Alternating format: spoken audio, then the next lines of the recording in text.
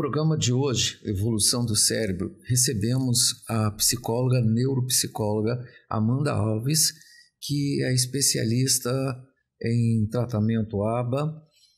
Nós vamos estar conversando sobre as questões do autismo, como fazer esse diagnóstico, tratamento, formas, técnicas novas, mas Amanda pode nos falar melhor sobre isso. É um prazer estar aqui, gente. Espero poder contribuir, com esse conhecimento. Amanda, você com certeza que contribui muito, a começar pelo belíssimo trabalho que nós temos informação que você vem realizando no seu consultório. Vamos começar pelo simples. O que é TEA? O autismo é um transtorno do neurodesenvolvimento, que nele a criança, a pessoa autista, tem dificuldade na comunicação e tem comportamentos repetitivos e estereotipados. E a prevalência do autismo está acontecendo entre 1 a cada 36 crianças, cada pessoa autista. Então, a gente precisa ficar alerta aos sinais do autismo, correr para o médico, para intervenção, para ajuda, porque está tendo uma prevalência muito, muito grande, para que a gente comece a intervenção precoce. Foi muito bom você falar sobre essa questão do diagnóstico precoce, porque nós sabemos que quanto mais cedo acontecer esse diagnóstico, melhor para se começar a fazer o trabalho, Nós temos uma preocupação hoje, quando se dá o diagnóstico, daquilo que se diz para a família, porque temos escutado muito falar que é nível 1, nível 2. Não, no momento que se tem um diagnóstico, eu aprendi que tem que ter uma intervenção. Você poderia falar sobre essa intervenção, melhor, sobre esses tratamentos? Então, o padrão ouro que eles têm escolhido agora é a intervenção em ABA, que é a análise do comportamento aplicada para o autismo, e tem a questão também que tem o diagnóstico de autismo e tem também as comorbidades, que dentro dele tem o TDAH, tem a deficiência intelectual, tem o transtorno opositor e ansiedade, e entre outros. Então, é preciso correr para as intervenções, para o acompanhamento terapêutico estabelecido, para conseguir que essa pessoa autista, que essa criança consiga desenvolver, consiga evoluir e tenha ganhos, para que consiga ter uma qualidade de vida. Que bom que você falou dessa questão do diagnóstico diferencial. Isso leva a uma pergunta mais interessante. E como é feito o diagnóstico? O diagnóstico, quando a família percebe, a pessoa autista que vai receber o diagnóstico, está percebendo os riscos, primeiramente precisa entrar em contato com o médico. Aqui no Brasil, tendo CRM, pode realizar o diagnóstico, mas a gente indica que seja um especialista, tanto um neurologista ou um psiquiatra especialista em autismo, que ao chegar no consultório, esse médico, esse especialista, vai avaliar essa criança, essa pessoa, e a partir daí fazer um levantamento de informações, fazer alguns protocolos.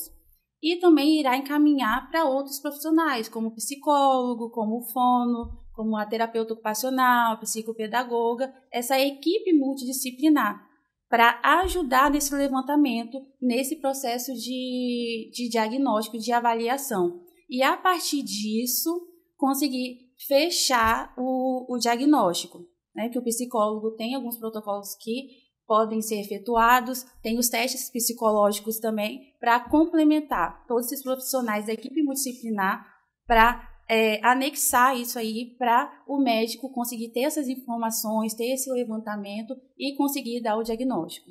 Normalmente, a partir de qual período, de qual idade que tem sido feito o diagnóstico? Mais ou menos entre 3 anos, 2 anos e alguns meses, 4 anos, já pode ter o diagnóstico.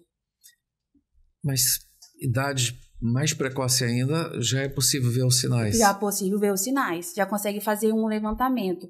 Mas, geralmente, os especialistas começam a esperar mais um pouquinho, chegar a essa certa idade, para conseguir avaliar melhor e conseguir afirmar. Vamos bater nessa tecla que eu considero muito importante, porque uma coisa que, assim, que me chama a atenção trabalhando é que às vezes a família se dá conta que perde muito tempo em começar o processo de intervenção.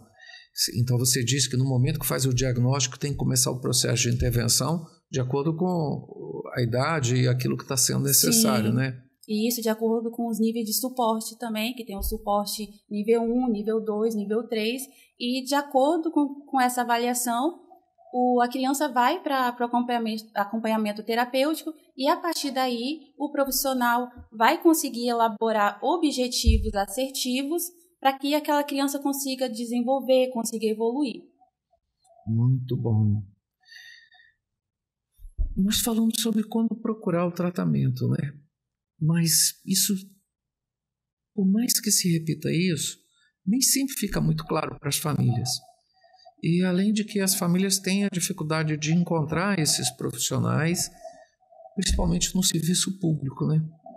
Exatamente. E tem essa complicação, né? Porque no serviço público, às vezes, não encontra especialistas, não tem salas, né? Estrutura adequada. Então, às vezes, as famílias precisam recorrer a plano, ao particular. E tem também a questão das associações, que aqui temos também, aqui no Espírito Santo, né? Que consegue ajudar essas crianças. Tem feito um trabalho belíssimo. Sim. Até onde eu acompanho aqui no estado. Eu parabenizo aquelas pessoas que estão à frente daquela associação, se dedicando. Muitas crianças estariam com um desenvolvimento talvez muito pior se não fosse o trabalho deles, né? Exatamente. Uma pergunta que sempre me fazem em entrevista, quando eu falo que sou psiquiatra, e você deve escutar muito isso, né? Eu vou te fazer a pergunta: como nós recebemos das pessoas, das famílias, o que causa o autismo? Então, o autismo é questões genéticas, envolve a genética. E dentro da genética nós temos as mutações e a hereditariedade entre pais, né? Entre a mãe e o pai. E tem a questão ambiental também, que é a questão da idade avançada, prematuridade, envolve também a questão do ácido valproico, que também eles falam que pode ter uma influência, né? Idade avançada. Então, tem essa questão ambiental, hábitos de vida, qualidade de vida, né? Da família, da mãe. Então, essas são as influências. E também, desculpa, tem a questão também da mutação do novo, porque a criança pode não ter herdado a herança genética. Uma mas coisa que ela está assustando os pesquisadores é isso, que não encontra o traço nos genes nem do pai nem da mãe, né? Isso aí. E a criança vem com essa mutação. E foi encontrado também, nas últimas pesquisas, mais de 1.000 genes relacionados ao autismo. Então, assim, tá tendo muito avanço. Então, são mais ou menos essa a causa. Você falou no começo que a estimativa hoje está de 1 para cada 35 nascimentos, né? 36. 36 nascimentos, né?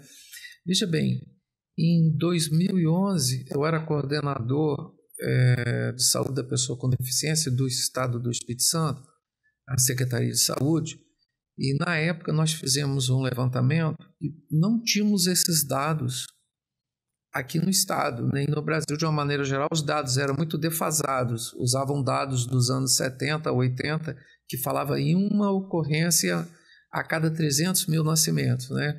Como eu trabalhava na APAE nessa época, eu vi logo que, falei, bom, não é possível que o meu estado esteja numa epidemia, não é bem isso, então esses dados não estão corretos. E aí nós fomos primeiro pesquisar os dados americanos, fomos para os Estados Unidos, o CDC, Center Disease Control deles, que já mostrava uma ocorrência em cada 110 nascimentos. Eles já tinham essa estatística. Assustamos com essa estatística. Na UK, a Grã-Bretanha, já apresentava 1 para 90. E na época alguém falou que se continuar essa estimativa, nós vamos chegar em breve a 30. Você está me falando de 1 para 36. Sim. Muita pesquisa precisa ser feita para se descobrir que seriam essas causas ambientais, que inclusive chegando ao ponto de termos já casos onde, quando é pesquisado os genes, não é encontrado nos pais. Já é essa mutação, né? Isso, a mutação do novo. Que a criança vem com essa mutação. Nós estamos diante de uma situação que necessita muita pesquisa mesmo. Tomara que aconteçam mais respostas, né? Outra pergunta que me fazem, são perguntas comuns. E como aqui nós queremos esclarecer ao nosso público, eu vou te perguntar, é possível prevenir o TEA, transtorno do espectro autista? Não tem como prevenir o TEA. Eu até falo que o TEA não é uma doença, por exemplo, uma dor de garganta que a gente vai no médico, toma o remédio e fica curado. Uma vez autista, sempre autista. Não tem cura para o autismo.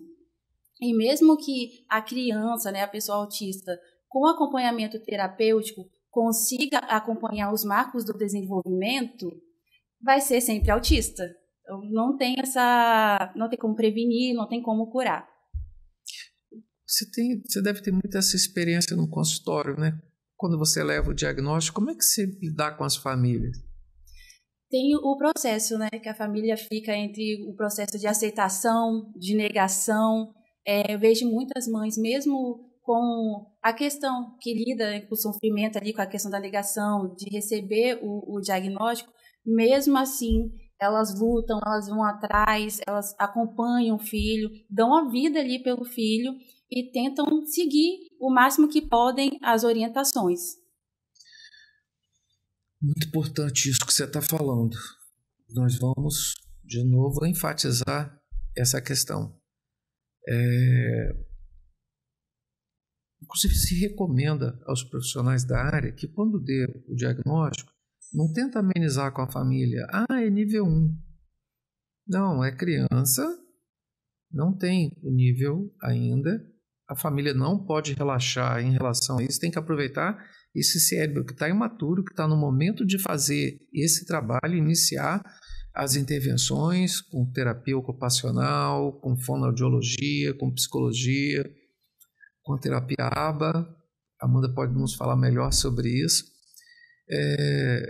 Então, assim, teve o diagnóstico, começa-se imediatamente o trabalho de suporte. Isso, a gente bate na tecla sempre de ter essa questão da intervenção precoce.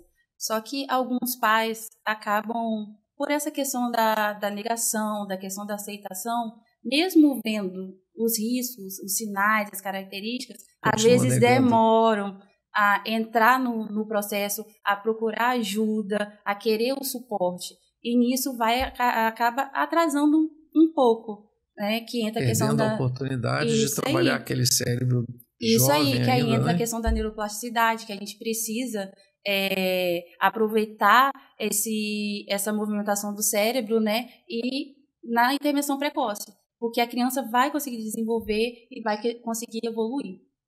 Você mencionou a neuroplasticidade. Você pode falar melhor o que é isso? A neuroplasticidade é a capacidade do cérebro de se moldar e se adaptar às experiências. O cérebro da criança tem uma plasticidade muito grande. É moldado pelos estímulos e pelo ambiente. Como, por exemplo, se a gente pega uma massinha nova, a gente consegue modelar com mais facilidade, a gente consegue manusear, a gente consegue moldar e fazer o que a gente quiser. E com o decorrer do tempo, essa massinha vai ficando dura e rígida. É assim que acontece com o nosso cérebro.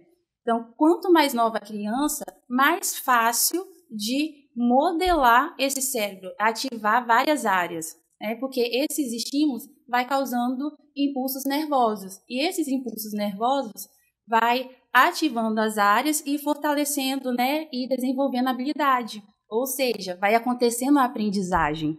Então, a gente bate nessa tecla novamente da intervenção precoce.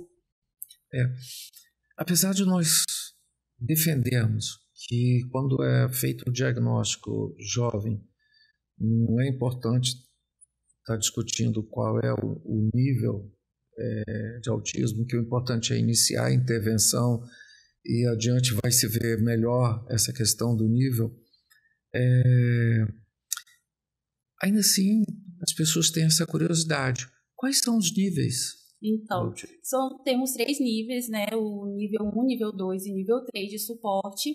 O nível 1 de suporte é aquele suporte pontual, porque a criança tem leves, assim, sutis prejuízos no social, tem mais autonomia e pouco ou nenhuma questão na fala, né? Prejuízo na fala.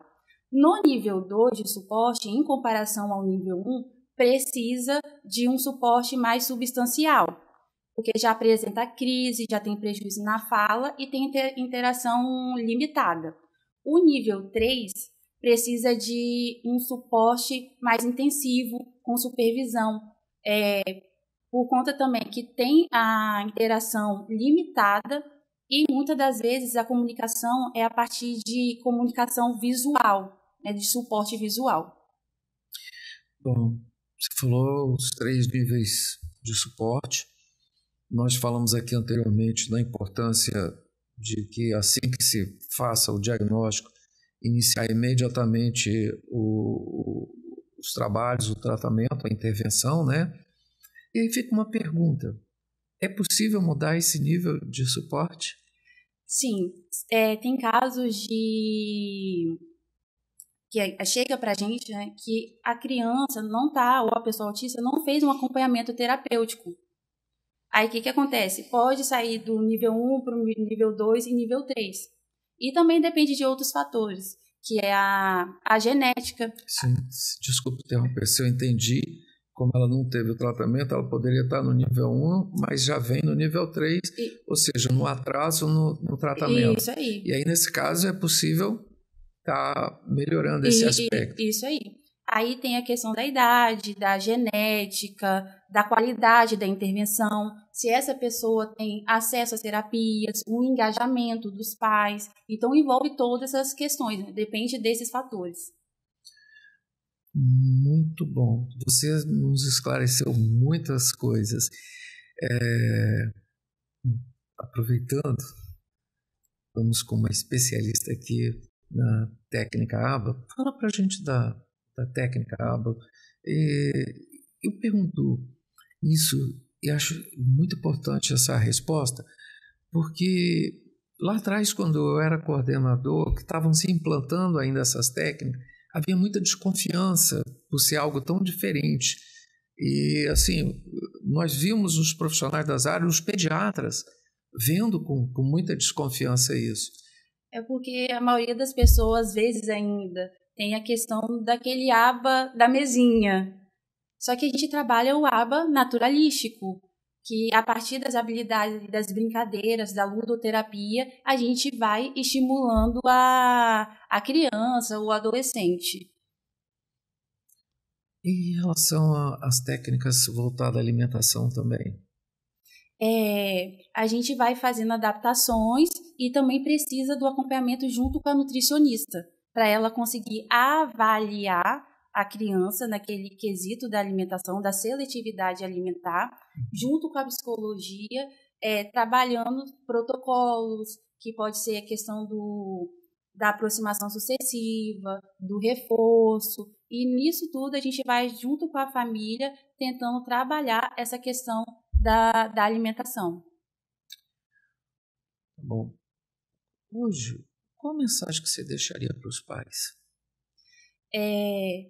Que procurem uma ajuda, mesmo que seja, né, alguém próximo, que vai transmitir uma informação qualificada, que vai dar ajuda, acesso às terapias, que envolve também a questão da rede de apoio, e procure um especialista para tirar as dúvidas, para tirar os questionamentos, para conseguir avaliar o mais rápido possível. Notou alguns sinais, notou algumas características, corre, vai lá e faça a avaliação, procure uma equipe qualificada para conseguir ajudar nessa questão do autismo, para que essa pessoa tenha uma qualidade de vida, consiga desenvolver e evoluir. Porque a gente também tem que pensar que, por exemplo, a criança cresce, daqui a pouco ela vai para o mercado de trabalho, ela vai precisar desenvolver. Os pais também não vão ficar a vida toda, né? Tem essa questão também, como é que essa criança, esse adolescente, essa pessoa vai ficar. Então, precisa de todo esse suporte. Então, quanto mais cedo procurar os sinais para conseguir desenvolver, ter uma funcionalidade, ter uma qualidade de vida, é preciso recorrer à ajuda, a especialistas para conseguir ajudar nesse processo. Você pode falar desses sinais mais marcantes que devem chamar a atenção dos pais? Então, dentro da comunicação, nós temos a dificuldade na comunicação verbal e não verbal, expressões de sentimentos, emoções e pensamentos, tem dificuldade de entender, compreender expressões faciais, dificuldade na interação social. E dentro do comportamento estereotipado e limitado, também tem a questão de pegar o carrinho, né, virar e ficar girando a rodinha. Tem a questão da ecolalia, que é a repetição de frases de filmes, de séries, de desenhos, ou até de conversas que a criança fica emitindo depois, que é uma fala que não tem função de se comunicar, né, de interagir. É aquela frase solta. Tem apegos a objetos, tem a questão do hiperfoco, apego à rotina, a rituais, e tem a questão da alimentação, da seletividade alimentar, e a questão também da sensibilidade aos sons, aos barulhos, a gosto, a toques. Muito bem. No programa de hoje, nós recebemos a neuropsicóloga Amanda Alves, que nos trouxe importantes informações a respeito do diagnóstico, tratamento, cuidados com as crianças autistas. No próximo programa, estaremos falando com uma outra especialista que vai nos trazer mais informações sobre o autismo em adultos. Muito obrigada pelo convite. Foi um imenso prazer. Nós é que agradecemos a sua presença. Obrigada, o prazer foi meu.